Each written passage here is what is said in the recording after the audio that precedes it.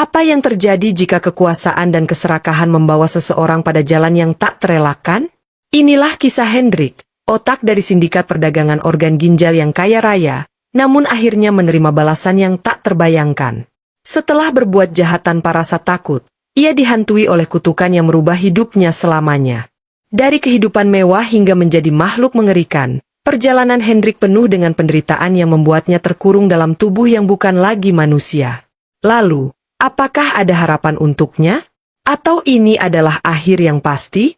Temukan kisah mengerikan dan penuh penyesalan yang akan mengubah pandanganmu tentang takdir. Sebelum cerita ini saya lanjutkan, saya mohon keikhlasan teman-teman semua untuk like dan subscribe. Saya doakan Anda semua sehat selalu, panjang umur, dan dilapangkan rezekinya. Baiklah, kita mulai saja ceritanya. Assalamualaikum warahmatullahi wabarakatuh. Di Kamboja, hidup seorang pria bernama Hendrik yang menjadi otak dari sindikat perdagangan organ ginjal. Usianya baru 40 tahun, namun ia sudah memiliki kekayaan yang melimpah berkat perbuatannya yang kejam. Dari rumah besar yang mewah hingga mobil-mobil mewah yang terparkir di garasi, semua itu ia raih dengan cara-cara yang tidak sah. Hendrik dikenal sebagai sosok yang dingin, penuh strategi, dan tanpa rasa belas kasihan terhadap orang lain. Hanya satu yang ia pedulikan, uang. Segala sesuatu yang menghalangi jalannya untuk mencapai kekayaan akan dihancurkannya tanpa ampun. Sindikat yang ia kelola sudah berjalan selama bertahun-tahun. Dia bekerja sama dengan berbagai rumah sakit yang terlibat dalam bisnis gelap perdagangan organ ginjal. Hendrik berhasil menjaring banyak korban. Kebanyakan dari mereka adalah pekerja migran Indonesia yang terjebak dalam janji-janji manis tentang pekerjaan di luar negeri. Mereka dibawa ke Kamboja hanya untuk menjadi korban dari kejahatan yang mengerikan ini. Korban-korbannya dibawa secara paksa ke ruang rumah sakit yang sudah dipersiapkan untuk operasi pengambilan ginjal. Mereka terikat dan dibiarkan terbaring di meja operasi. Sementara itu, Hendrik dengan tenang duduk di ruang kantornya, memantau jalannya operasi dari kamera pengintai. Untuknya, ini semua adalah transaksi bisnis yang menguntungkan. Tidak ada rasa bersalah, hanya ada nafsu dan ambisi untuk terus menumpuk kekayaan. Namun, meski kehidupannya terlihat sempurna di luar, Hendrik seringkali merasa ada sesuatu yang hilang. Ia tidak pernah merasa puas, meskipun ia terus mendapatkan lebih banyak uang dan kekuasaan. Ada sesuatu yang mengganggu di dalam dirinya, sesuatu yang lebih besar daripada sekadar rasa tidak puas terhadap hidupnya. Hendrik mulai merasa gelisah, seakan ada yang mengawasi dan menghantui setiap langkahnya. Suatu malam, Hendrik tidur dengan perasaan lelah setelah seharian mengurus transaksi dan bisnis gelapnya. Namun, malam itu, ia terbangun dengan keringat dingin membasahi tubuhnya. Dalam tidurnya, ia mengalami mimpi yang sangat aneh. Dalam mimpinya, Hendrik melihat dirinya berada di sebuah ruangan gelap, dikelilingi oleh tubuh-tubuh manusia yang terbaring mati. Mereka semua adalah korban-korbannya. Tiba-tiba, sebuah suara menggelegar terdengar, mengutuknya dengan kata-kata yang tidak bisa ia pahami. Ia merasa takut, meski ia tidak bisa mengerti siapa yang mengutuknya. Namun yang lebih mengerikan lagi adalah, di sudut ruangan, muncul seekor ular raksasa yang mengerikan, dengan mata merah menyala, menghampirinya. Hendrik berusaha lari, namun kakinya terasa terikat, seperti ada kekuatan tak terlihat yang menahannya. Ular itu semakin mendekat, dan Hendrik merasa seakan-akan ada sesuatu yang sangat buruk akan terjadi padanya. Rasa takut dan teror semakin besar, hingga tiba-tiba ia terbangun dengan napas yang terengah-engah. Pagi itu, Hendrik tidak bisa mengusir perasaan aneh yang muncul setelah mimpi tersebut. Perasaan takut dan cemas terus menggelayuti pikirannya. Ia tidak tahu apa arti mimpi itu, namun ia merasa bahwa itu bukanlah mimpi biasa. Ada sesuatu yang lebih besar yang sedang menunggunya, dan ia tidak bisa menghindarinya. Beberapa hari setelah mimpi itu, Hendrik merasa semakin gelisah. Setiap kali ia melihat bayangan ular, ia merasa terancam. Ia mulai merasa ada yang tidak beres dengan kehidupannya, dan meskipun ia berusaha mengabaikannya, mimpi itu terus menghantuinya. Hendrik mencoba untuk kembali fokus pada bisnis sindikatnya, tetapi rasa cemas itu tetap mengganggu setiap langkahnya. Ia mulai merasa bahwa ada tangan tak terlihat yang sedang menunggu untuk menghukumnya. Di satu sisi, Hendrik ingin merasa bahwa ini semua hanyalah kegelisahan biasa, tetapi di sisi lain, ia merasa bahwa ini adalah peringatan yang lebih besar dari apa yang bisa ia bayangkan. Pada suatu malam yang penuh kecemasan, Hendrik menghadiri sebuah pertemuan rahasia dengan beberapa orang yang terlibat dalam sindikatnya. Pertemuan ini berlangsung di sebuah ruang bawah tanah yang remang-remang, jauh dari pengawasan pihak berwenang. Namun, malam itu ada yang berbeda. Salah satu dari mereka, seorang pria tua bernama Pak Ali, yang sebelumnya telah menjadi salah satu korban dari perdagangan ginjal, datang untuk memberi peringatan. Pak Ali, yang dulunya bekerja sebagai tukang bangunan, telah kehilangan ginjalnya setelah dijanjikan pekerjaan di luar negeri. Namun, setelah ia sampai di Kamboja, ia dipaksa untuk mendonorkan ginjalnya dengan cara yang sangat kejam. Setelah operasi selesai, ia dibuang begitu saja, ditinggalkan dalam keadaan lemah dan terluka, tanpa ada yang peduli. Namun, Pak Ali berhasil melarikan diri dan kembali ke Indonesia dengan hati yang hancur dan penuh dendam. Hendrik tidak mengenali Pak Ali di awal pertemuan, tapi saat Pak Ali berbicara, dia bisa merasakan kebencian dan kesedihan yang mendalam dalam setiap kata yang diucapkan. Pria tua itu tidak takut pada Hendrik, meskipun dia tahu siapa Hendrik dan apa yang telah dilakukannya. Pak Ali berdiri tegak di hadapan Hendrik, yang sedang duduk di meja rapat dengan ekspresi tenang. Dalam pertemuan tersebut, Pak Ali berbicara dengan nada penuh kebencian namun penuh pengharapan. "Kau sudah menghancurkan hidup banyak orang, Hendrik," kata Pak Ali dengan suara bergetar. "Semoga Allah memberikan azab yang lebih berat dari yang telah kau lakukan kepada kami. Semoga kau merasakan penderitaan yang lebih dalam, lebih lama, lebih mengerikan dari yang telah kau perbuat." Suasana di ruangan itu menjadi tegang. Hendrik, yang selalu terbiasa mengendalikan setiap situasi, merasa ada yang aneh dengan kata-kata Pak Ali. Namun, ia mencoba untuk mengabaikannya dan melanjutkan pembicaraan bisnis. Pak Ali yang terlihat lemah dan tua, bukanlah ancaman bagi Hendrik, atau setidaknya itulah yang ia pikirkan. Namun, kutukan yang keluar dari mulut Pak Ali terus mengiang di telinganya. Meskipun Hendrik berusaha keras untuk mengusirnya dari pikirannya, perasaan tidak nyaman itu semakin mengganggunya. Malam itu berakhir, tetapi ketegangan dan kegelapan yang dibawa oleh Pak Ali menyelubungi Hendrik seperti bayangan yang tidak bisa ia lupakan. Beberapa hari setelah pertemuan itu, Hendrik mulai merasakan perubahan fisik yang aneh pada tubuhnya. Pada awalnya, ia merasa sedikit pusing dan mual, namun lama-kelamaan gejala itu semakin parah. Kepala Hendrik terasa berat, tubuhnya demam, dan matanya sering berkunang-kunang. Pada saat-saat tertentu, ia merasakan sensasi aneh di seluruh tubuhnya, seperti ada sesuatu yang bergerak di bawah kulitnya. Rasa cemas mulai menyelimuti Hendrik. Ia mencoba untuk mencari tahu penyebab dari gejala-gejala ini, namun tak ada yang bisa menjelaskan dengan jelas. Ia berpikir mungkin ini hanya akibat stres, atau mungkin karena terlalu banyak bekerja. Namun, seiring berjalannya waktu, gejala-gejala tersebut semakin berat. Suatu malam, Hendrik merasa seperti ada sesuatu yang bergerak di dalam tubuhnya. Ia terbangun tengah malam, tubuhnya penuh keringat dingin, dan ada sensasi aneh yang bergerak di sepanjang lengannya. Hendrik mengabaikan perasaan itu, mencoba untuk meyakinkan dirinya bahwa ini hanya masalah fisik yang bisa diselesaikan dengan tidur yang cukup. Namun, rasa cemas itu terus menghantui pikirannya. Dalam upaya untuk mencari solusi, Hendrik mengunjungi beberapa dokter terkenal, mencoba untuk menemukan penyebab perubahan aneh ini. Namun, setiap kali ia mendapatkan pemeriksaan, para dokter hanya menyatakan bahwa ia dalam keadaan sehat, meskipun ada sedikit gangguan yang tidak dapat dijelaskan. Hendrik, yang selalu terbiasa memiliki kontrol penuh atas hidupnya, mulai merasa kehilangan kendali.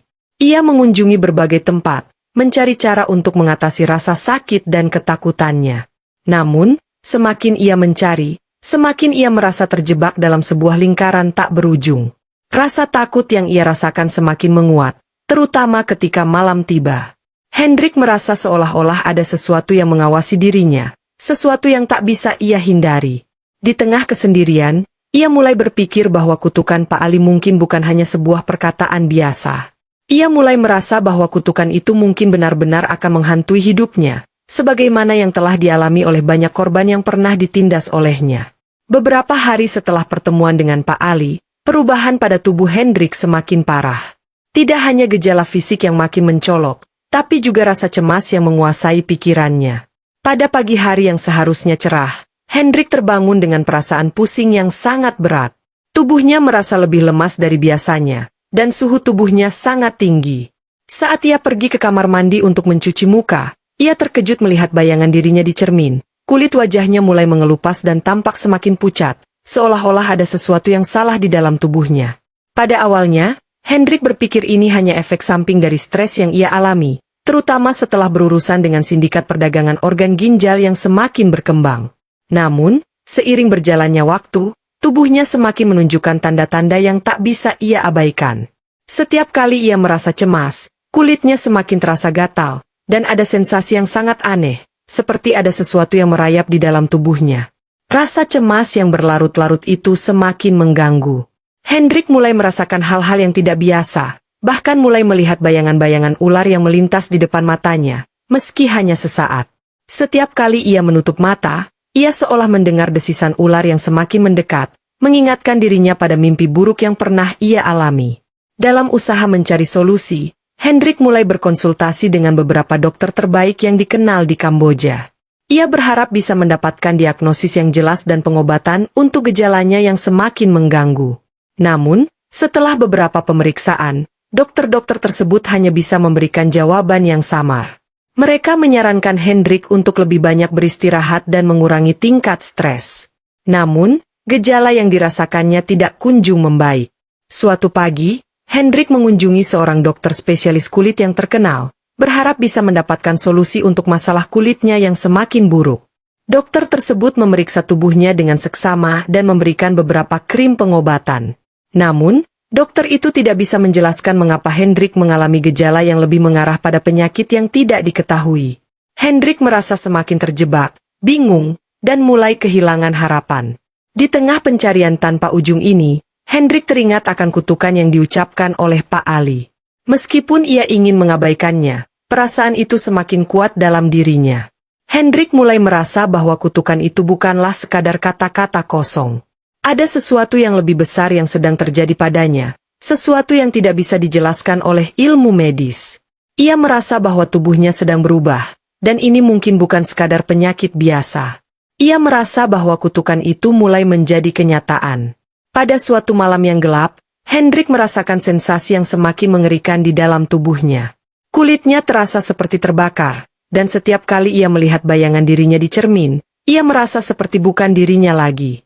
Tubuhnya tampak semakin kurus, dan wajahnya semakin pucat. Tangan dan kakinya mulai terasa kaku, seperti ada sesuatu yang mengeras di bawah kulitnya. Di tengah rasa takut yang semakin kuat, Hendrik kembali merasakan desisan ular yang semakin mendekat. Bayangan ular itu semakin jelas di matanya, dan ia merasa seolah-olah ular tersebut benar-benar ada di sekelilingnya. Ketakutan semakin merasuki dirinya.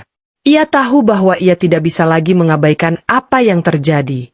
Tubuhnya seolah menandakan bahwa azab yang telah dijatuhkan padanya mulai mengambil bentuk yang nyata. Hendrik tidak tahu berapa lama lagi ia bisa bertahan dalam kondisi ini. Di saat-saat terakhirnya, Hendrik merasa putus asa. Semua yang ia lakukan untuk mengatasi perubahan fisiknya selalu berakhir dengan kegagalan. Tubuhnya semakin tidak terkendali, dan ia semakin merasa terisolasi. Namun, dalam keputusasaannya, Hendrik teringat pada sebuah kisah yang pernah didengarnya tentang seorang ulama yang bisa menyembuhkan penyakit melalui doa dan kekuatan spiritual. Hendrik mulai mencari cara untuk menemui ulama tersebut, berharap mungkin ia bisa mendapatkan pencerahan atau pengobatan spiritual yang bisa mengakhiri penderitaannya.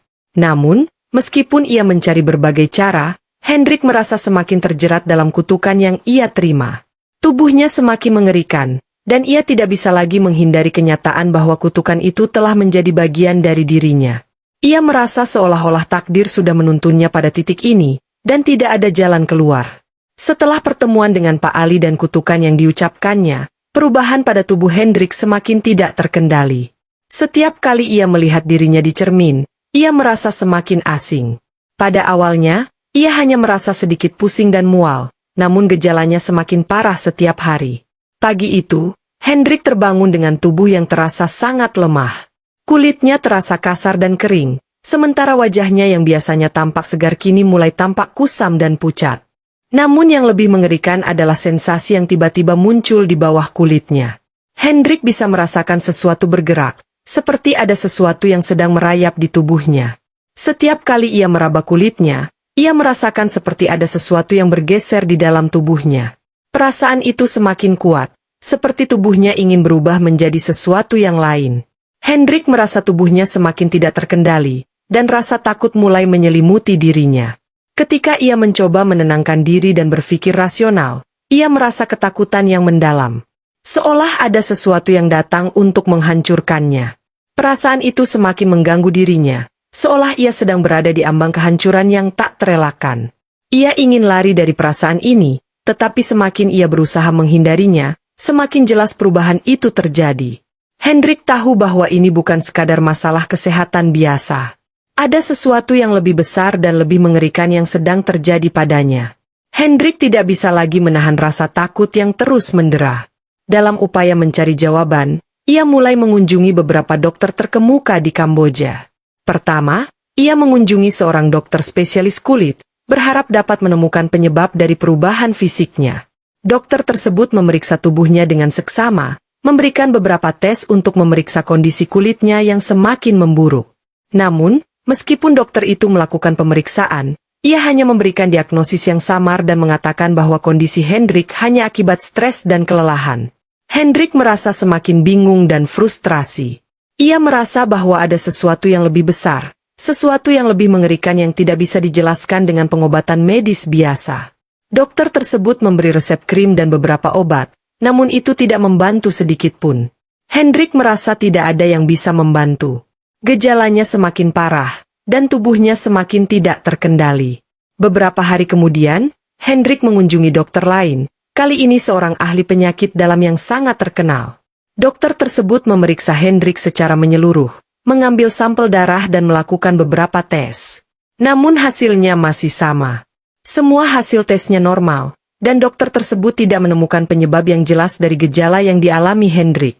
Semua dokter yang ia temui hanya menyarankan untuk lebih banyak beristirahat dan mengurangi tingkat stres, tetapi itu tidak membuat Hendrik merasa lebih baik. Gejala-gejala yang dialami Hendrik semakin parah. Kulitnya semakin mengelupas, tubuhnya semakin kurus, dan ia merasa seperti ada sesuatu yang mengerikan yang sedang merayap di dalam tubuhnya. Setiap kali ia melihat bayangan dirinya di cermin, ia merasa semakin tidak mengenali dirinya. Tubuhnya mulai menunjukkan tanda-tanda perubahan yang mengerikan, tangan dan kakinya terasa kaku, seperti ada sesuatu yang mengeras di bawah kulitnya. Di malam hari, Hendrik merasakan sensasi yang lebih kuat, seperti ada sesuatu yang bergerak di dalam dirinya. Bayangan ular yang ia lihat dalam mimpi semakin jelas di depannya, dan ia mulai mendengar suara desisan ular yang semakin mendekat. Hendrik merasa ketakutan yang luar biasa, dan perasaan itu semakin menguasainya. Ia merasa bahwa kutukan Pak Ali benar-benar sedang menjadi kenyataan, dan tidak ada yang bisa menghentikan perubahan yang sedang terjadi padanya. Dalam keputusasaannya, Hendrik teringat akan sebuah cerita yang pernah ia dengar dari seorang teman lama. Temannya itu bercerita tentang seorang ulama besar yang mampu menyembuhkan penyakit berat dengan doa dan kekuatan spiritual. Meskipun Hendrik tidak percaya pada hal-hal seperti itu, dalam kondisi seperti ini, ia merasa tidak ada salahnya untuk mencoba. Hendrik mencari informasi tentang ulama tersebut, dan setelah beberapa hari, ia menemukan alamat tempat tinggalnya. Dengan hati yang penuh harapan dan rasa cemas, Hendrik pergi menuju tempat yang disebutkan dalam cerita temannya. Ia berharap bisa menemukan solusi untuk penderitaannya yang semakin mengerikan.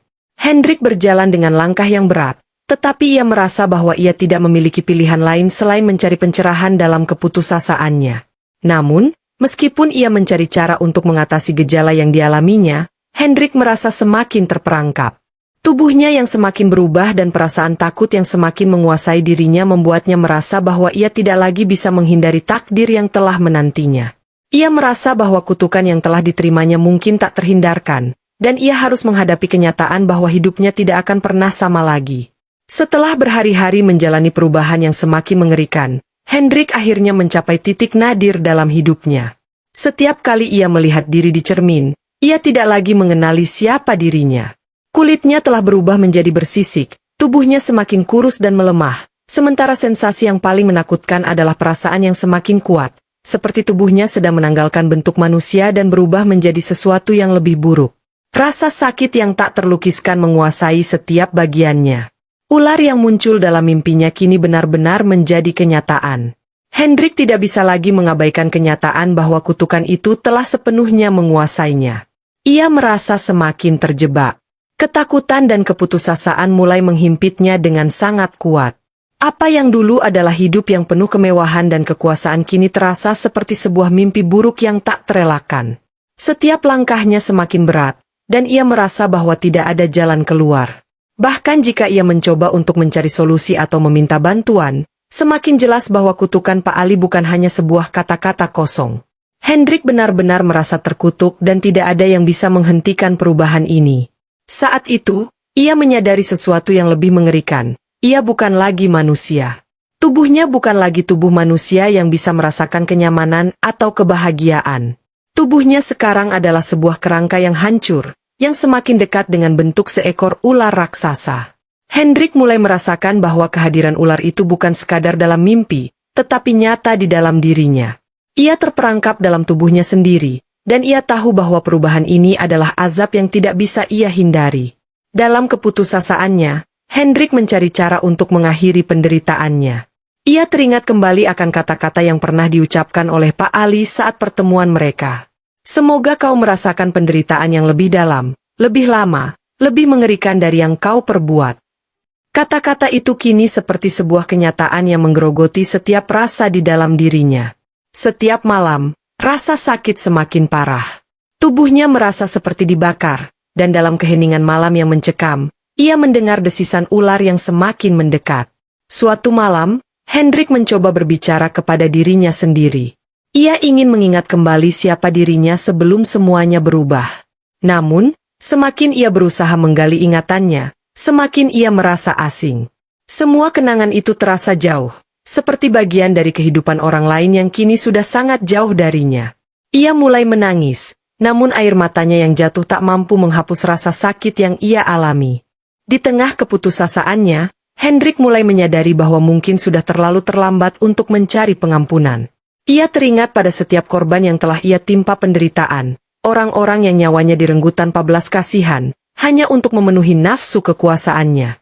Mimpi buruk tentang ular semakin sering datang, dan ia tahu bahwa kutukan yang diterimanya adalah balasan atas setiap kejahatan yang pernah ia lakukan. Namun, pengampunan sepertinya sudah tidak lagi mungkin. Hendrik merasa semakin terasing, bukan hanya dari orang lain, tetapi juga dari dirinya sendiri. Hendrik mencari pertolongan terakhir, berharap bisa bertobat dan mengakhiri penderitaannya. Ia mencoba untuk mendekatkan diri pada agama dan mencari pengampunan dari Allah. Namun, semakin ia mencoba, semakin ia merasa bahwa dirinya sudah terlalu jauh tersesat. Ia merasa tidak layak lagi mendapatkan ampunan. Ia terperangkap dalam rasa bersalah yang sangat dalam, dan akhirnya, ia merasa bahwa hanya kematian yang bisa membebaskannya dari penderitaan yang tiada akhir ini. Puncaknya adalah ketika Hendrik terbangun di suatu pagi, merasa tubuhnya semakin mengeras dan berubah. Ia merasa otot-otot tubuhnya semakin kaku dan kulitnya semakin mengelupas. Pada saat itulah ia menyadari bahwa dirinya tidak lagi memiliki kendali atas tubuhnya. Ia menatap dirinya di cermin dan melihat bahwa ia telah berubah sepenuhnya menjadi ular raksasa. Matanya yang dulu manusia kini memancarkan cahaya merah menyala, dan tubuhnya semakin panjang dan bersisik, jauh dari bentuk manusia yang dulu dikenalnya. Namun, Hendrik tidak merasa lega. Ia merasa terkurung dalam tubuh baru yang asing ini, seolah tubuhnya menjadi penjara bagi jiwanya. Ia merasakan kebencian yang sangat dalam terhadap dirinya sendiri. Segala upaya yang dilakukan untuk mencari pengampunan atau penyembuhan tidak lagi berarti. Semua yang ia lakukan untuk mencoba kembali ke kehidupan manusia sudah terlambat. Ia sekarang hanya bisa merasakan kehampaan dan penyesalan yang tak terobati. Meskipun tubuhnya kini berubah, hatinya tetap penuh dengan penderitaan yang tidak bisa dihapuskan. Pada saat itu, Hendrik menyadari bahwa ia telah menerima balasan dari semua perbuatannya. Tidak ada lagi jalan kembali. Kutukan itu telah terjadi, dan tidak ada yang bisa mengubah takdirnya. Ia menjadi ular, dan selama-lamanya ia akan terperangkap dalam bentuk itu, di bawah kutukan yang ia terima. Setelah berhari-hari, bahkan berminggu-minggu, merasakan perubahan yang semakin mengerikan, Hendrik akhirnya sepenuhnya menyadari bahwa ia telah kehilangan kendali atas tubuhnya. Segala upaya untuk mencari penyembuhan atau pengampunan hanya berujung pada kegagalan. Tubuhnya kini tidak bisa lagi dikembalikan ke bentuk manusia. Ia sudah tidak bisa lagi mengenali dirinya sendiri, bukan hanya secara fisik, tetapi juga dalam hati dan jiwa. Hari itu, Hendrik terbangun dengan tubuh yang lebih besar dan lebih mengerikan dari sebelumnya. Rasa sakit yang tak terkatakan terus menggerogoti tubuhnya yang kini hampir sepenuhnya berubah menjadi ular. Matanya, yang dulu penuh dengan ambisi dan kebanggaan, kini hanya memancarkan rasa terperangkap dan putus asa. Hendrik tahu bahwa ia tidak akan pernah bisa kembali menjadi manusia lagi. Ia merasa bahwa tubuhnya adalah penjara yang tak terhindarkan, dan ia tidak bisa keluar dari penderitaan yang telah ditetapkan padanya. Pada saat itu, Hendrik merenung, meresapi seluruh kesalahan dan kejahatan yang telah ia lakukan. Ia merasakan penderitaan yang tak terpermanai akibat tindakannya yang kejam terhadap para korban perdagangan organ ginjal. Namun, ia juga merasa sangat sendirian, terasingkan dari dunia dan dirinya sendiri. Semua orang yang pernah mengenalnya kini sudah pergi, dan ia hanya bisa mendengar desisan ular yang terus menghantui pikirannya. Seiring waktu berlalu, Hendrik merasakan perubahan yang semakin jelas. Tubuhnya yang dulu tegap dan kuat kini semakin lemah dan berbentuk ular yang menjijikkan. Perasaan ketakutan dan keputusasaan semakin menguasainya, membuatnya merasa bahwa tidak ada tempat yang aman baginya di dunia ini. Dalam keterasingannya, Hendrik menyadari bahwa tidak ada seorang pun yang akan bisa menyelamatkannya. Semua orang yang pernah ia sakiti dan manipulasi telah pergi. Ia benar-benar terjebak dalam tubuh ular, seolah-olah kutukan ini adalah hukuman yang akan mengikutinya selamanya. Suatu malam, ketika Hendrik merasakan sakit yang paling parah, ia merasa bahwa tubuhnya akan meledak karena rasa sakitnya. Tubuhnya yang bersisik mengeras, dan setiap gerakan terasa lebih menyakitkan. Dengan segala yang tersisa, Hendrik memandangi dirinya di cermin untuk terakhir kalinya. Tubuhnya sudah sepenuhnya berubah menjadi ular besar, tidak ada lagi jejak manusia yang tersisa dalam dirinya. Sekarang, ia adalah simbol dari kutukan yang diterimanya. Namun, meskipun tubuhnya sudah sepenuhnya berubah, Hendrik masih bisa merasakan hatinya yang penuh penyesalan. Ia ingin menangis, ingin berteriak, tetapi ia tahu tidak ada yang akan mendengarnya. Ia hanya bisa berbaring di tempat yang gelap dan sepi, merasakan penderitaan tanpa akhir yang mengikatnya. Tidak ada yang bisa menyelamatkannya sekarang. Hari-hari berlalu, dan Hendrik semakin terperangkap dalam dunia yang penuh dengan rasa sakit dan keheningan. Tidak ada yang peduli lagi padanya. Semua orang yang pernah mengenalnya telah pergi, dan yang tersisa hanyalah dirinya yang berubah menjadi makhluk mengerikan, seolah menjadi simbol dari kejahatannya. Meskipun ia tahu bahwa ia telah menerima azab yang setimpal dengan segala perbuatannya, ia merasa bahwa kutukan ini adalah hukuman yang tidak akan pernah berakhir. Hendrik merasa tidak ada tempat bagi dirinya di dunia ini. Ia terperangkap dalam tubuh yang bukan lagi manusia, dan dunia di sekitarnya terasa semakin jauh dan tidak bisa dijangkau. Ia merasa terasing, kehilangan segala harapan, dan tidak ada lagi alasan untuk melanjutkan hidup. Rasa penyesalan yang mendalam menghancurkannya perlahan, namun ia tahu bahwa ia tidak akan pernah mendapatkan kesempatan untuk memperbaiki kesalahan-kesalahannya. Akhirnya, Hendrik benar-benar menghilang dari dunia manusia. Ia menjadi makhluk yang hanya bisa merayap di tanah, tidak bisa berbicara, tidak bisa bergerak dengan bebas. Semua yang pernah ia banggakan kini hancur, dan ia hanya bisa merasakan penderitaan yang tiada akhir. Kutukan yang dijatuhkan oleh Pak Ali akhirnya benar-benar mengubah hidupnya selamanya. Hendrik yang dulu penuh dengan kekuasaan dan kemewahan kini hanyalah sisa-sisa kehidupan yang terlupakan. Ia kini menjadi simbol dari azab Allah yang tak terhindarkan bagi mereka yang melakukan kejahatan yang tak termaafkan. Tidak ada yang bisa mengubah nasibnya. Hendrik terperangkap dalam tubuh ular yang mengerikan, merasa kehilangan segala sesuatu yang pernah ia miliki. Dan pada akhirnya, ia menyadari bahwa tak ada jalan keluar. Kematian bukanlah pembebasan, tetapi hanya kelanjutan dari penderitaan yang lebih dalam. Hendrik, yang dulu adalah seorang manusia, kini hanyalah sebuah legenda yang akan dikenang sebagai peringatan tentang akibat dari perbuatan jahat yang dilakukan tanpa rasa belas kasihan. Setelah perubahan yang terjadi pada Hendrik, dunia yang pernah ia kenal tidak lagi ada. Tidak ada lagi kemewahan, kekuasaan, atau ketenaran yang mengelilinginya. Ia kini hanyalah makhluk mengerikan yang bergerak di tanah, tubuhnya yang bersisik dan panjang menjalar perlahan di antara bayangan kegelapan. Seluruh hidupnya telah terhapus, dan ia terkurung dalam tubuh yang tidak lagi manusia.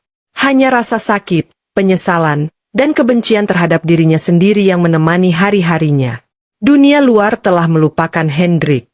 Korban-korbannya yang dulu ia tindas kini telah bebas dan melanjutkan hidup mereka, jauh dari kekejaman yang dilakukan oleh pria yang dulu memiliki kekuasaan besar. Nama Hendrik pun hanya menjadi sebuah legenda yang dibicarakan dalam bisikan dan cerita yang mengerikan, sebagai peringatan tentang dosa dan balasan dari Allah yang tak terelakkan. Ia tidak lagi dikenang sebagai orang besar, tetapi sebagai makhluk yang terkutuk dan terbuang. Di dalam keterasingannya, Hendrik menyadari bahwa ia telah menjadi simbol dari dosa yang tak terampuni. Setiap gerakan tubuhnya yang kini memanjang dan menjalar seperti ular, merupakan manifestasi dari kutukan yang ia terima. Ia mengingat kembali setiap perbuatannya yang penuh kebohongan dan pengkhianatan, dan bagaimana ia memanfaatkan orang-orang yang telah menjadi korban dalam sindikat perdagangan organ ginjal yang ia kelola. Kini, ia tidak bisa lagi menutup mata terhadap kenyataan bahwa semua itu telah berakhir dengan cara yang tragis. Hari-hari yang berlalu semakin gelap bagi Hendrik. Walaupun tubuhnya berubah menjadi ular, rasa sakit dan penyesalan yang ada di dalam hatinya tetap ada. Ia merasakan keputusasaan yang semakin mendalam setiap harinya, dan semakin merasa terisolasi dari dunia. Ia tidak bisa berbicara lagi, tidak bisa berinteraksi dengan siapapun. Ia hanyalah seekor ular yang terperangkap dalam tubuh yang mengerikan, dengan hati yang masih merasa hancur dan penuh penyesalan. Ketika malam datang, Hendrik seringkali teringat pada doa-doa yang pernah ia dengar, dan ia berharap bahwa mungkin, jika ia bisa bertobat, ia masih bisa mendapatkan pengampunan. Namun, semakin ia merenung, semakin ia merasa bahwa itu sudah terlambat. Keputusannya untuk menyakiti orang lain demi keuntungan pribadi telah mengarahkannya pada akhir yang penuh penderitaan. Ia tahu bahwa tidak ada lagi jalan keluar, dan pengampunan yang ia cari tidak akan datang. Sampai pada satu titik, Hendrik merasa bahwa ia telah berada di ambang kematian. Namun, bukan kematian yang akan membebaskannya. Kematian hanya akan menjadi kelanjutan dari penderitaan yang tiada akhir.